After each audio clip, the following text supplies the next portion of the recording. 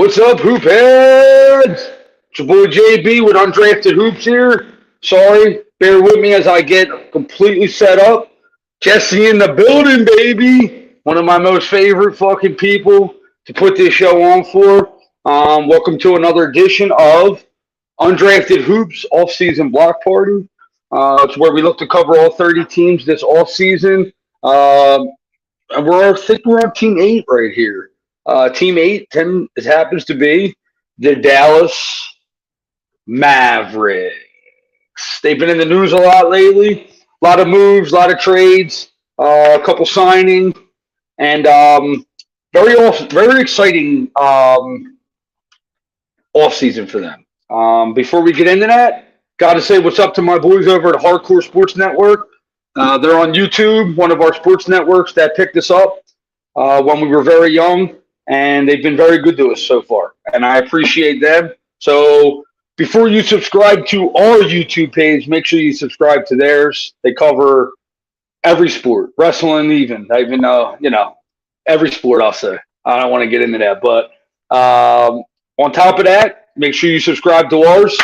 Smash the button for me. Undrafted Hoops on YouTube, Undrafted Hoops on Facebook, Undrafted Hoops _ on Twitter. We hit you with everything. Every news possible, sneaker related, off-season moves, trades, drafts, opinions, comparable pieces. We do it all. We just try to bring you straight content. So enough of the intro. We got to bring on my boy. He's always here with me. The Sasquatch of Hoops, Tony G. Yo. What's up, bro? Couldn't miss the Dallas Mavs. Can't miss Luka. Nah. 77. Can't miss Luka, boy. Now, before we jump into him, I want to just say this out loud and get it behind us because we're talking about this season. They missed the playoffs last year after making a blockbuster deal to acquire Kyrie Irving. They started the year 29-26.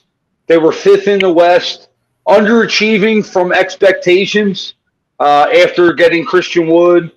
But they were still sitting pretty in the West. They were fifth. They were trending backwards, but they were still competitive. Luka was playing some unbelievable basketball, just not winning. They get Kyrie. They go 9-18 after clearly some tanking at the end of the season, which I am totally on board with. The tank train, bro.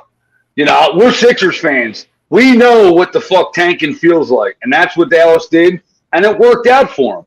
Now, before we get into any of what the tanking did for them for this season, let's talk a little bit about last season. Are you concerned about the Kyrie Luka dynamic, or are you writing it all off as they're just trying to figure it out? Also about the tanking, remember if they would have not finished outside of the top 10, they would have lost their picks to the Knicks. So they had more incentive to tank.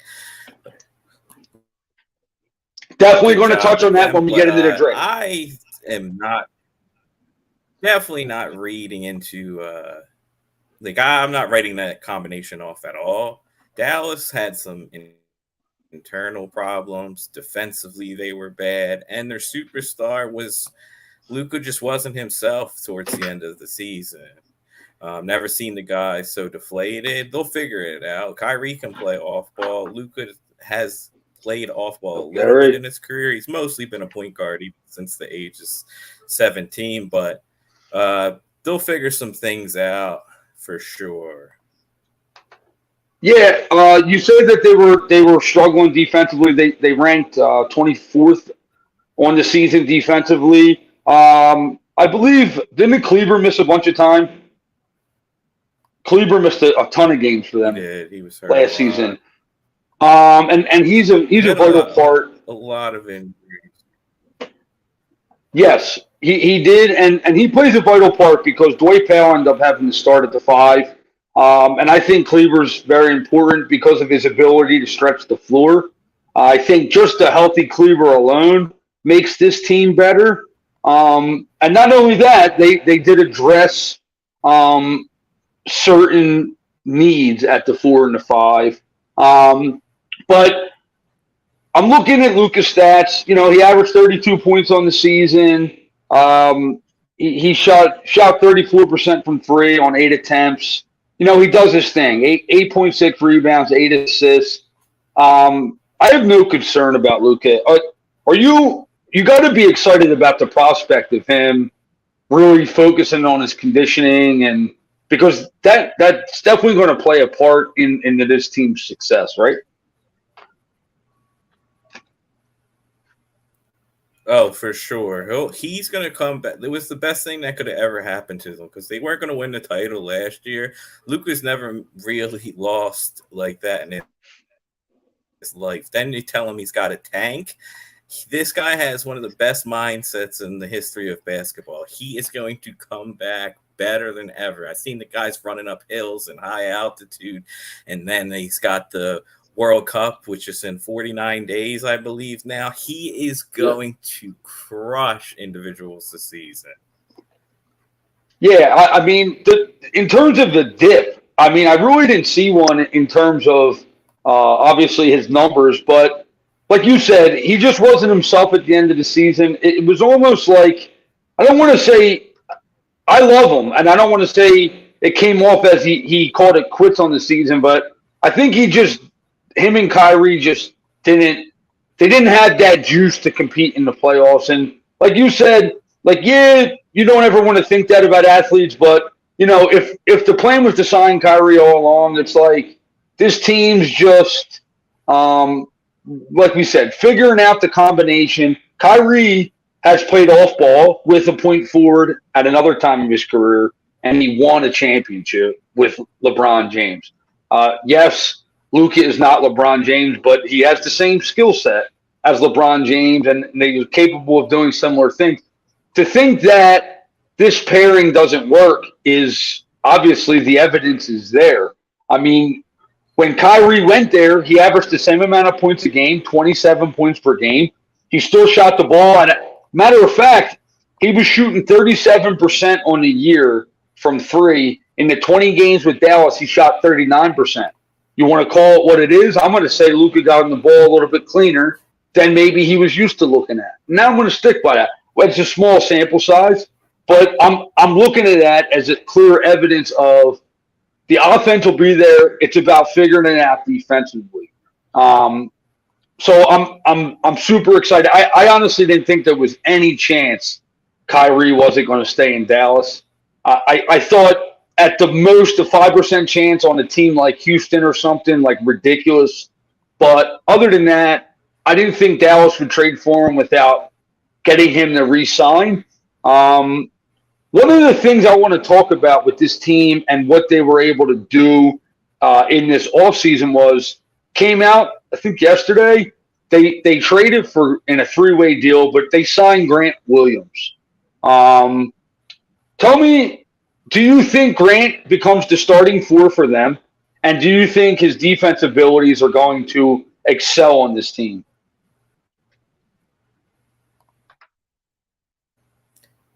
Yes and yes. Grant is a really good player for their system because he's a very good corner 3-point shooter. And is a very good defender, and he can defend multiple positions too. And he's exactly what they were missing. Like they had Dorian Finney-Smith, who was great with them. Absolutely. And he left, and they never replaced the defensive stopper that they needed. When you have Kyrie and Luka, you're going to need guys behind them that are going to help them. Not that Grant Williams is an unreal rim protector, but just his knowing where to be in certain spots is going to help them so much. Yeah, I mean, right before the show, we talked about Christian Wood being poor defensively. And I think when they went out and signed or got him in a trade, they thought that he was going to be able to do a little bit more, and he only started 17 games for them. So I think just at that four position to have a guy that's able to defend the three and the four, and like you said, he's a smart defensive player. He isn't necessarily making defensive stops, but he's not a turnstile, and that's huge for this team. He only averaged. Hold up, I'm pulling it up here. The stupid screen got blocked off. He only averaged 8 points with the Celtics, and I probably see him falling in that 8 to 11, 12-point range for them because of Luka and Kyrie. But I think it might be the easiest double-digit points in his career up to this point. He's 25.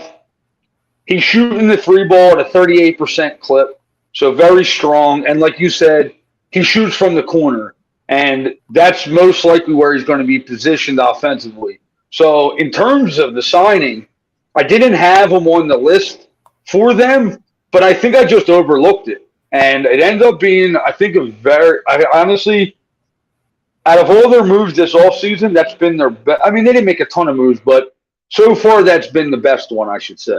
I want to touch on, you had mentioned the draft. Them tanking, Them tanking in order to keep their first-round draft pick from the Knicks. The reason why that pick became so big is because Dallas ended up making some really good draft day trades. They moved back 2 spots to get the guy that they really wanted at 10 or 12. I think it was 12 maybe. But they move back. They still get the guy they want. And then they sneak back into the first round, pick the big man Prosper while unloading Davis Bertans' contract. Most people, including the Mad Wizard himself, Gary, said that contract was impossible to move. And then Coach Cam, my boy, says Dallas has to do whatever it takes to unload Bertans. In my opinion, they got as much value as humanly possible for unloading Davis Bertans' contract. Tony, give me a little bit into this draft. I mentioned that they really were targeting Derek Lively, and I also mentioned they got the big man Prosper. Give me a little bit of insight on both guys and where you see them fitting on this roster at a position that we clearly know that they needed to take, to address. So they started off with Derek Lively, wanted him, like you said, that was one of the best trade salary dumps I've ever seen, to move back to spots like that and be able to, dump that contract. They just, right. OKC is the only, they got the one team to do it. But I love this Derek Lively pickup. He's one thing that's I want to say, though, he is from Philadelphia. So shout out Derek Lively. Philly! He was the number 1 player out of high school. He was the number 1 for a while. Then he was like number 2 floating around there. Then he went to Duke, and Duke with big men isn't the best spot for them because they really cap you and put you in a box. So we'll get to see things like some people who are college basketball fans will be so shocked at this guy's game because they think he only shoots layups when he'll be a stretch eventually down the road. And I don't know how much he'll play this year. Like, they're definitely going to need him to play some minutes. So if he can help right away, that would be amazing. If not, still a great pick by them. Definitely a need because they need a shot blocker and people to move out of the way on offense. Josh posted. Hold on, before we get into Prosper, I want to stay on Lively for a minute. Josh posted a picture here of Tyson Chandler, who's been rumored to be working with Dallas's big men this offseason and summer league. The thing I want to touch about Lively is he was named to the all freshman team in the ACC, and he was also listed on the ACC All Defensive Team. He had 5 blocks in 5 different games, and he averaged 2.4 blocks per game this season.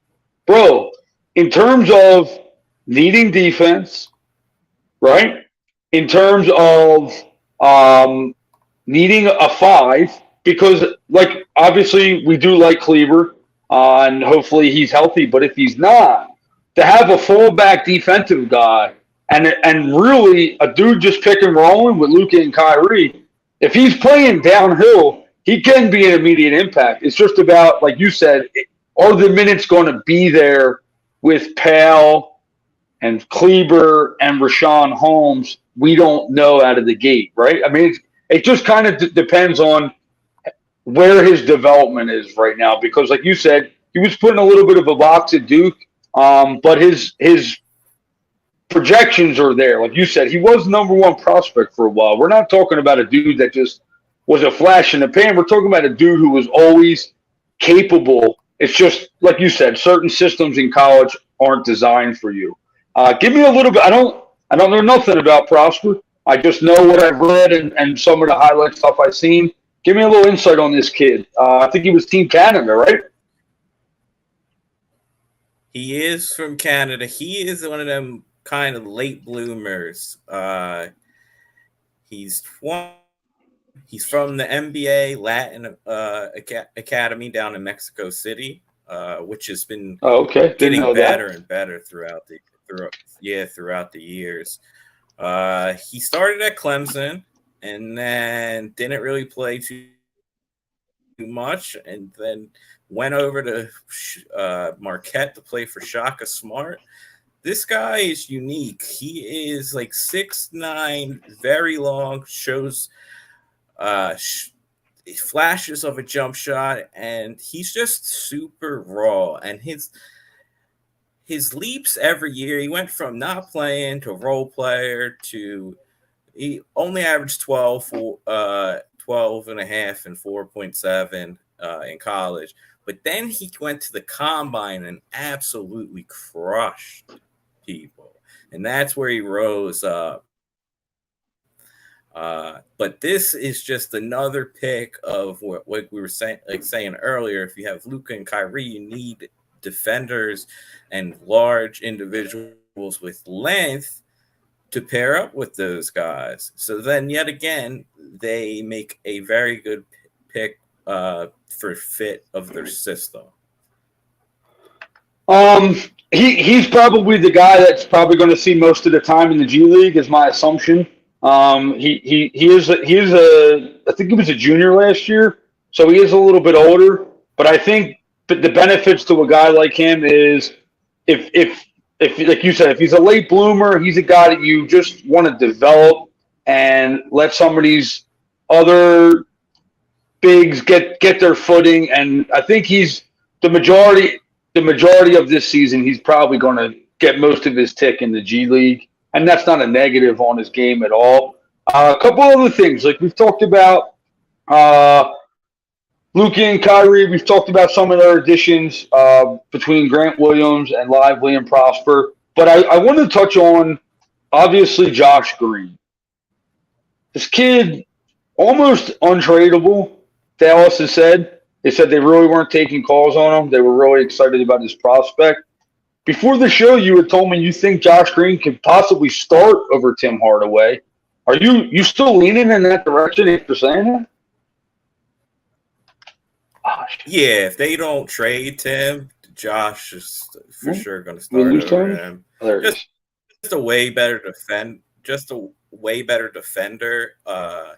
He's becoming a better 3-point shooter, and just takes way better shots than Tim Hardaway.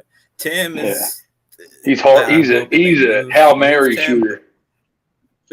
And think about it this way: when you have Kyrie and Luka scoring that amount of points, you don't need a guy who scores 18 and doesn't help you on the other end. If you add Josh Green's averaging 10 to 12 a game, then you got Grant averaging 10 to 12 a game and playing some defense. Those type of players you want to put in the starting lineup. Yeah, I'm looking at it here. It says he started 21 of 60 games last year. He shot the three ball at a 40% clip. That was only 2.8 threes a game, so we'll call that three. I actually agree with you. I see big contract and Tim Hardaway's ability to score 30 points any given night, just randomly hit nine threes. But I think in terms of need, you're probably right. I think you're going to probably see Kyrie, Josh Green, and Luka at the 1 through 3. Um, so that's pretty dope. With them missing out on Thibault, because Portland matched Thibault's qualifying offer, do you think that Hardaway is possibly a trade target? Do you think that Dallas might kind of pull the trigger on Hardaway trade if they can find someone to take that contract? Actually, his contract ain't terrible. Yeah, it's not terrible. So like, there's definitely some key guys that match his salary too that you could trade him with. Like Bogdanovich, I'm definitely calling for him. They have some picks they can move. So I don't know what Detroit's looking to get in return. I've heard crazy that they've wanted 3 firsts in the past. That's obviously a lot. But Yeah, no way. there's him, and then there was some. Who else was there? No, not. I had someone else in mind, and now I was kind of hoping that they were on the the John Collins. I was really hoping that they pulled the trigger on him, but Utah snatched him up. I really thought he would have been a nice addition. He ain't the best defensive player, but I just liked if you could unload Hardaway for somebody. I thought that a guy like that would have been a difference maker for them. I mean, we said Bojan right before the show, and I mean, to me, that's like the moon. Like if like you said, I would be. Who knows? Maybe Jay Kidd's watching the show right now, and Jay Kidd's sitting back like, "Yo, we gotta get on the phone with Detroit, bro," because a guy like Bojan who can stretch the floor, play a little bit 3-4 with Luka, switch on and off, especially with Grant Williams now in the rotation. To me, that's a we're going to try to compete championship move. I know he ain't the sexiest name, and he's 33 and all, but he's a very smart, unique skill set player, capable of scoring, smart defensively, even though he's not the best. So I mean, if we're not thinking and we're playing fantasy GMs, yeah, Hardaway and maybe some draft compensation for Bojan might be the way to go. Probably a first, right? That would. We do not need Bol. definitely at least one. Yeah, at least Mavs ain't signing Bol because. Oh, and the other guy, I crossed it out because I don't think he's getting traded anymore. But it was Buddy Hield. I don't think he's going to move from Indiana, at least not until later, at least till the All-Star break. But that was the other guy. Yeah, especially with Duarte getting traded today. Yep. So we didn't touch on C. Bojan from Purgatory. Yeah, I agree with you, Gary. We didn't talk about Dallas. They've also unloaded Reggie Bullock. He had moments with that team, but he's another guy who's just really not. He's a defensive liability, and he's kind of a hero shooter. Do you see that as any concern of them missing him? I honestly don't. No, he was good for the Knicks for he had 2 seasons where if he brought that version of Dallas, then yes, but he hasn't been the same. So to get rid of his contract and move on, that's big for them. So let me ask you a question because it feels like does Dallas have money to spend? Like, do they still have $11 million to spend? Let's see. I mean, if they were willing to spend $11 million on Thibault, I mean, I'm assuming so, correct? Because I got a guy I would love for them to go after. Yeah, and I think he's PJ Washington. So they have a 12.4 million so they can sign someone for around 12.4. PJ I like, but I think that may have to be a sign and trade with Tim, which I would absolutely love. That would be a huge move. I'm a big PJ Washington guy, and I think he fits perfect in Dallas. So if you can get him, Tim Hardaway might young, fit. Tim Hardaway might fit. Yeah, I actually like Tim Hardaway in Charlotte. I mean, he'll be there to fire away. It looks like they could maybe lose Miles Bridges, but I don't know. There's a lot going on in that scenario. But yeah, that's one guy that I feel like it would be a great fit. Other than that, I mean, the list is kind of short. T.J. Warren, his name's out there too. I don't know. J Kidd might kill him though. Yeah, but I think they would only bring him on for a min contract. They're not going to use the mid-level, the 12.4 mil that on him exactly. Yeah, Jesse loves PJ Washington. There's not too many names available, so signing trade makes the most sense.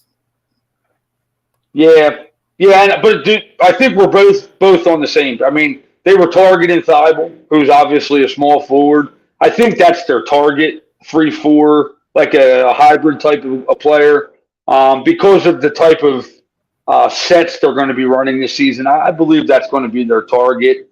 Offensively, I'm kind of curious, or not even offensively. Who are you projecting as their starting five this season? I'm curious if we're looking at the same roster or not. Yeah, so for me, Kyrie, Luka, Josh Green, Grant Williams, and the German Maxi Kleber. Oh, and Josh Green's Australian, by the way. So we got World Cup team, Dallas Mavericks. Yeah. Oh, hold up. We didn't talk about. They actually had another surprise signing. I can't believe we didn't talk about this. They signed Dante Exum, who has spent some time out of the NBA. He just took his team. And Tony, I know you've been following him in some of the other leagues. Tell me a little bit about Exum. We know what he's capable of. We know he's capable of distributing the ball. Very smart defensive player. Do you think Dante has a shot at making Dallas's opening day roster?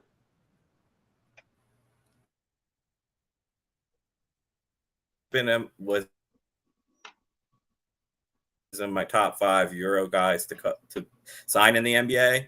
I wanted him for. I mean, Mavericks is a perfect place for him. He changed his game. He can play on and off ball. He's actually a really good shooter. Really? 3-point shooter now, and he can defend many positions. Yeah, and RIP to his dad, NBL legend, passed away a few days, like literally, I think the day after his college. Oh, wow, I didn't know that. But he went to Barcelona. Yes, he went to Barcelona, played there, was just a total system guy, and then he went to Partizan last year, who should have made the Final Four, but then a brawl happened. Exum ends up hurting his toe. He got slammed by Yabusele. They end up blowing a 2-0 lead after winning in Madrid twice, who ends up winning. But Exum he's gonna help. He is what they thought Frank Ntilikina. Yeah, they thought what people thought Frank Ntilikina was gonna be. Like that's where Exum is now. The guy put his head down and totally worked at his weaknesses. Yeah, I'm very hyped for a min contract. I love it. Yeah, I just seen Jesse mention Seth Curry's name. It's funny, I overlooked it. I actually forgot about it until he just said it. I don't think they should have got rid of him in the first place when they did. But Seth Curry re-signs there. He's going to come off the pine. And we talked about Tim Hardaway getting traded, and getting Seth Curry makes that a lot easier to unload because Curry is capable of scoring at the same rate as Tim Hardaway. Maybe not as a dynamic scorer as Hardaway, but certainly capable of lighting it up from three, especially if you got Kyrie and Luka getting most of the attention. If you're getting on the floor with those guys, you're going to get some open looks. So Seth Curry was actually another home run of a signing for them. That was Mavericks. Obviously, last year missed the playoffs. The year before that, They were 52-30. Went to the Western Conference Finals and lost to Golden State. Is that the ceiling for this team? Where do you have this team finishing this season? You don't have to give me an exact win total. I'm just kind of curious. Do you see them around that 50 win marker and able to maybe compete to go to the WCF? Is that their ceiling? Yeah, well, that's their ceiling. 50 wins is going to be hard for any team next year. The West is Yeah, West is absolutely still. stacked. Like if they can get 50, that would be huge. I'm thinking, at least 45.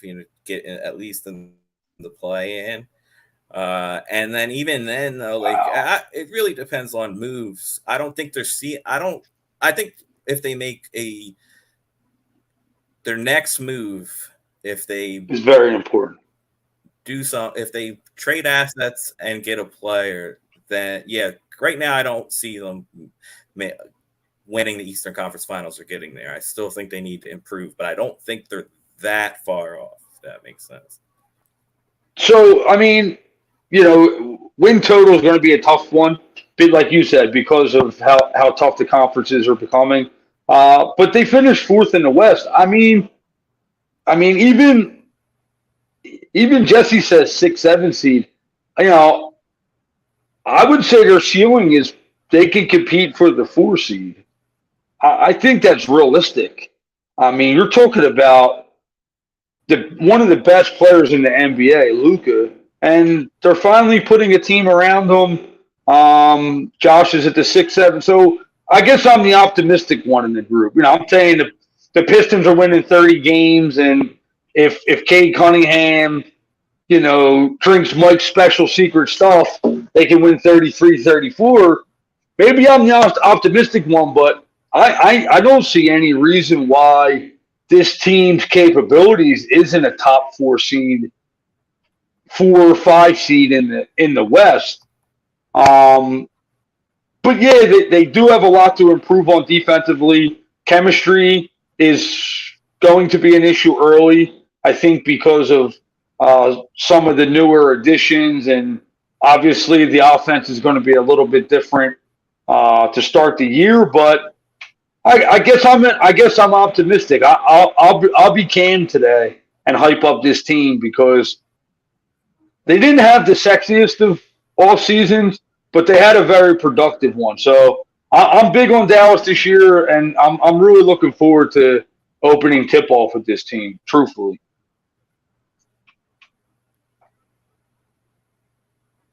Oh, I'm so excited to watch this team, and I think they can get to the 4 seed. I'm just saying to win the West right now, that oh, I'm not seeing it. But I don't doubt Luka. Like Luka could come back and just be the best player in the league, and people will be like, "Oh, I forgot how good this guy is." He is that level of player. So if yeah. What do you have, a 60-20-20 game last year?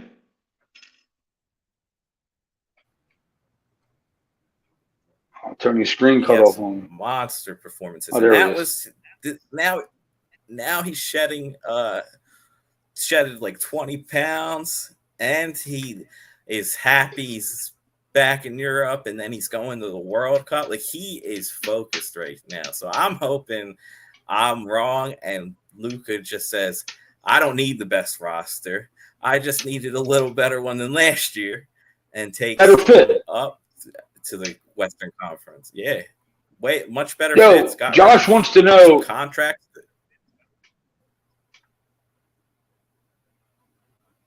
Yeah, gave him some more flexibility. Josh wants to know, do you think it's in Jason Kidd's best interest to kind of stagger Luka and Kyrie slightly, where where one of them's on the floor at all times?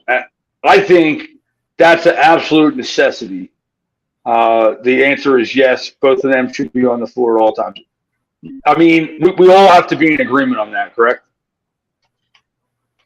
Yep, the 100% has to be like that. That's giving me PTSD with Doc Rivers.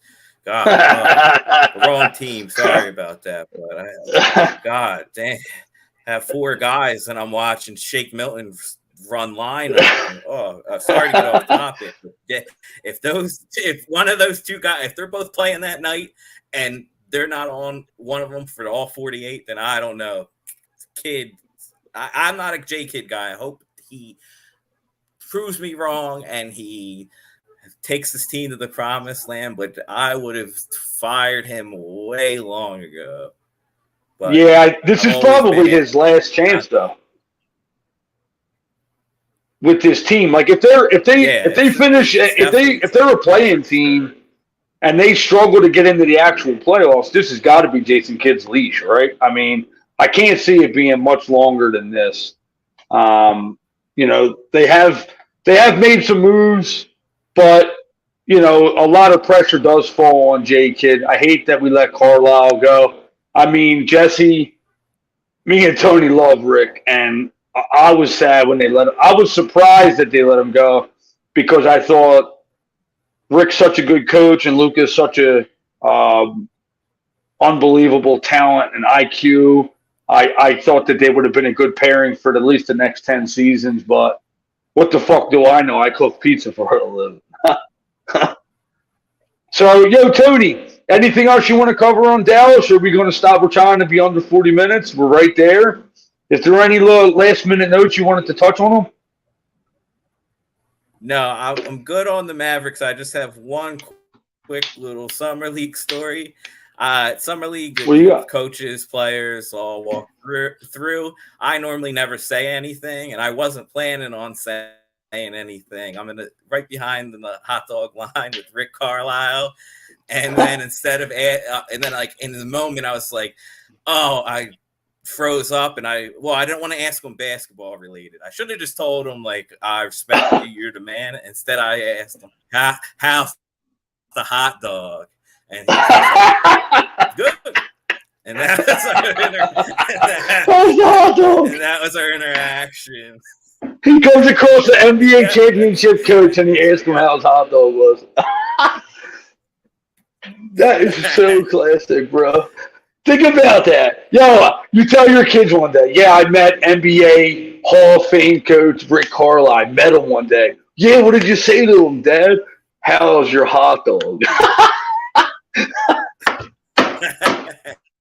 I'm fucking dead.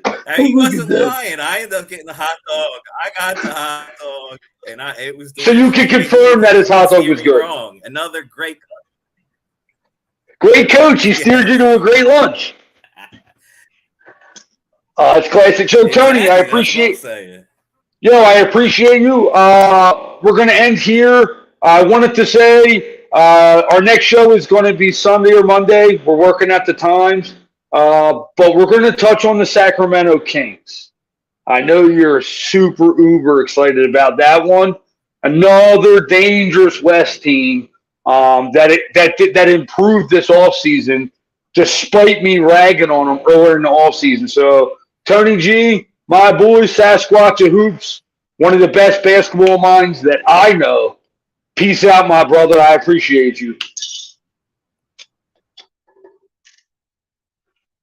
That means it's time to go. I'm looking forward to it. I'm kind of tired. JB the chef's been cooking his ass off. So I got to give you the quick outro. Facebook and Twitter, Undrafted Hoops _ on Twitter. It's where you get all our daily news, breaking news, comparable signings, trades, whatever we can fit, basketball related, unbiased, fun, narrative driven conversation. Undrafted Hoops is your spot. We're up to about 44 videos, some shorts on YouTube. If you don't follow us, make sure you subscribe. Smash the subscribe button on our YouTube channel, Undrafted Hoops. And don't forget our boys at Hardcore Sports Network. They're also on YouTube. Make sure you subscribe to them. They cover everything. So if you're not just a basketball fan, you want to follow other sports, they got a podcast for you. So dig deep on their page. And that's it from your boy JB. I appreciate you at Undrafted Hoops. Make sure you keep checking back with us. We're going to cover 22 other teams. So If you like what we had to say about Dallas and there's some other teams that you enjoy following, make sure you check back, whether it be on our Facebook or our YouTube. We appreciate you. Your boy signing out. Not without a fuck the Celtics. Baby, go Sixers.